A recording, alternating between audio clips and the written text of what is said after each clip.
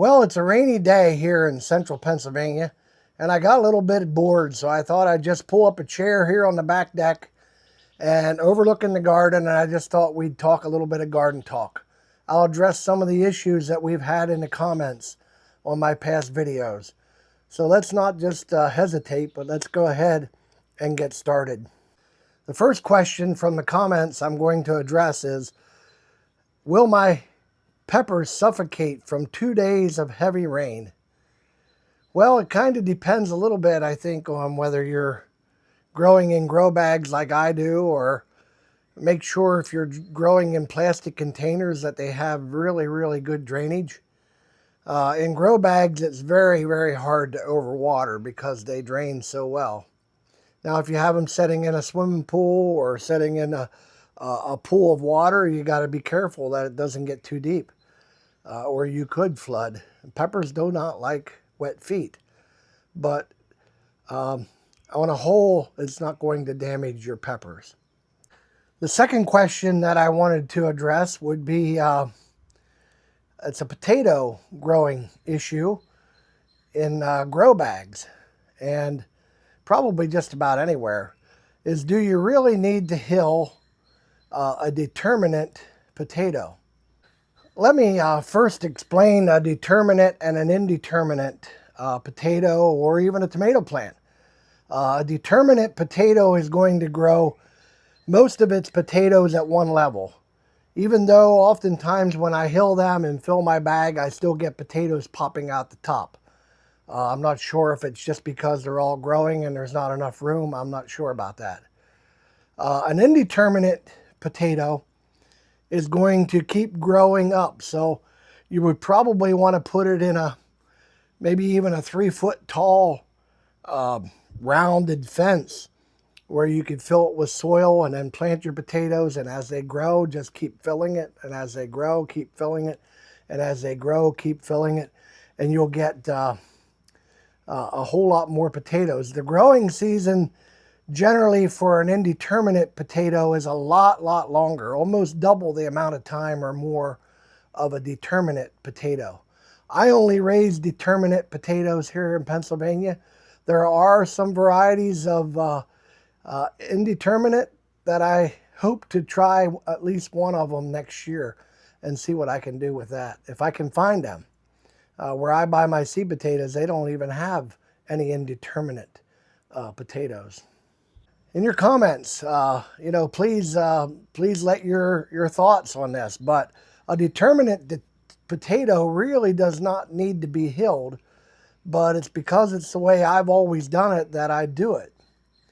If you plant in a grow bag that's not real deep, you could just plant them, fill the bag with soil, and you'd be ready to go. If you're in a little deeper bag, I've already had one of the commenters comment that he does his in 2 layers, his determinate potatoes, but you would need a deeper bag.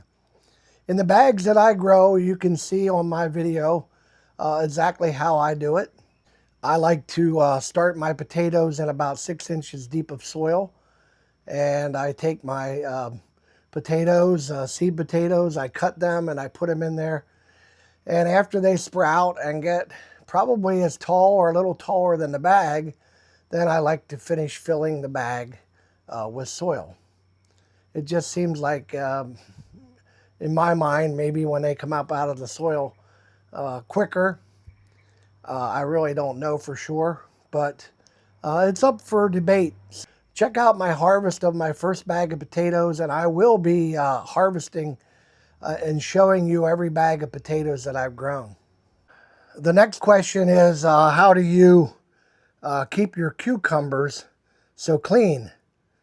How do you not have powdery mildew? Well, I'm not sure that I'm even out of the woods for powdery mildew. The temperatures, I think, have been right. We've had hard rains, but then it dries and we get a breeze very quickly. So it's whenever you have a lot of humidity in the air and that fungal disease can begin to grow. So you're not out of the woods at any time during the cucumber growing season. So I hope that answers your question. I think here in central Pennsylvania, where my garden area is, I get a really nice breeze blowing. So it's probably the hillside breeze.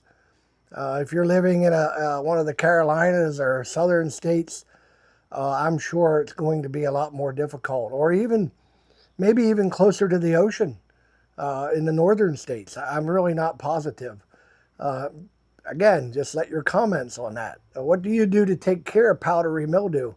I can't even give you the tips on that. I had a question a while back, and I'm looking at my notes for the questions. But I had a question a while back. With 7 days of rain in the forecast, should I delay in spreading straw mulch in my bags, in my grow bags? I don't think you would really have to delay with rain coming. The thing that I like to do when I mulch is, make sure you loosen the ground around your plants. And then I also like to fertilize and then uh, put my mulch on top. And I haven't been using straw.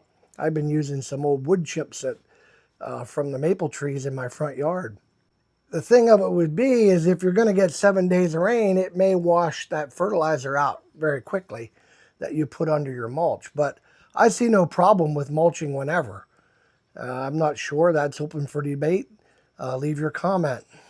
I think one of the things that's important to me when it comes to mulching is letting my plants get well established before I mulch around them.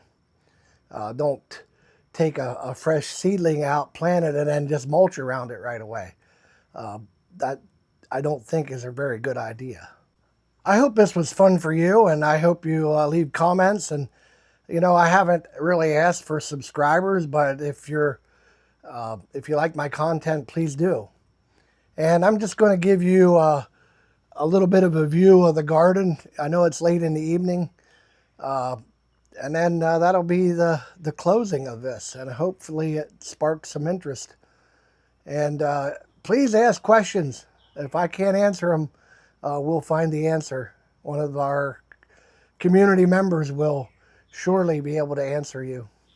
I'll start over at this end of the garden, and you can see the potatoes are below the row of tomatoes. It's hard to get a really good look at them tomatoes, but being so late in the evening. And then I have cherry tomatoes growing there, and you can just see the garden.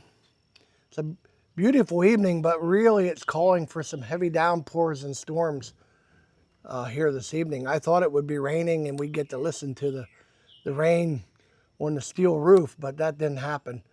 This was Saturday evening, July the 18th. Tomorrow's Sunday. Tomorrow's the day that I go to church and just do a little bit of worship. And I think a lot of times I spend a lot of times worshiping in my garden, because it's no greater place to pray and thank God for all He's given us. So I hope in some way this has inspired you. And remember, I keep you guys all in my prayers all the time, thanking God that I have people that want to watch what I'm showing. I only want to be a help. There's a story behind this channel that I am going to wait till I have 1,000 subscribers to share it. But it's been on my mind, and it's something that I want to do. So blessings to you. Thanks again.